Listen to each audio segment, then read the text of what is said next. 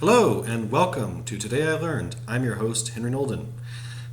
I was looking through a box of books that my mentor gave me when I saw him last, and amongst them was a rather old book entitled Lex Rex, or The Law and the Prince. This book was published in 1644, and I was looking through it and just flipping through it and want to share with you three things that I've learned about it. First is the title. Contrary to what some people might think, this is not a reference to Lex Luthor nor the Tyrannosaurus Rex. Lex Rex is Latin. The words respectively are law, lex, and king, rex. Put like this, it means law is king. It might surprise you to learn that this book was almost instantly banned in both England and Scotland. You're like, why is it banned? Why it's so controversial about saying that law is supreme?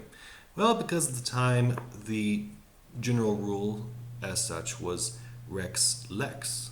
The king is law. In other words, this book advocated the treasonous idea. Not that the law was made by the king and subject to the king's whims, but rather that the king was subject to laws. That the king was not the source of law, but that the role of the king and ultimately of government in general was to be subject to law. Whose law? Well, Reverend Rutherford here says that the law to which the king is subject is God's law. Yes, in the very first, it's 44 chapters. Each one addresses a single question. The very first question is whether government be by a divine law. So the whole book is largely about the relationship between God and king, religion and the law.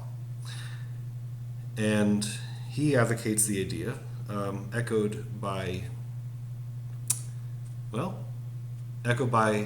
thinkers such as Montesquieu and Locke, and ultimately in our own Constitution, that the role of government was to recognize natural law, that a government that passed laws contrary to the natural law was in violation of that law, and therefore could be disobeyed or even rebelled against or overthrown in good conscience. That law, of course, being something established by God in his nature and his character. So, the actual book is dense. I just opened a random page. The whole book is like this. 2 columns, very small print.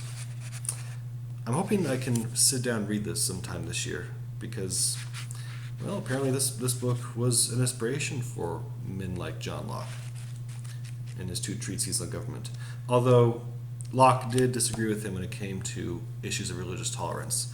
Rutherford was a Scottish Presbyterian. He believed that the king and the law was subject to God, but by the same token, he was not in favor of religious freedom. So, anyway, that's all I have for you today. Hope you enjoyed it. This is a shorter video than usual. Quick recap. We talked about the book itself. We talked about the significance of the title and how it was in opposition to the standards of the time. And I think that's just 2 things. So, and we talked about how it inspired John Locke and his own writings on government. So, hope you enjoyed it, and I will see you in the next video. Have a good day. Bye.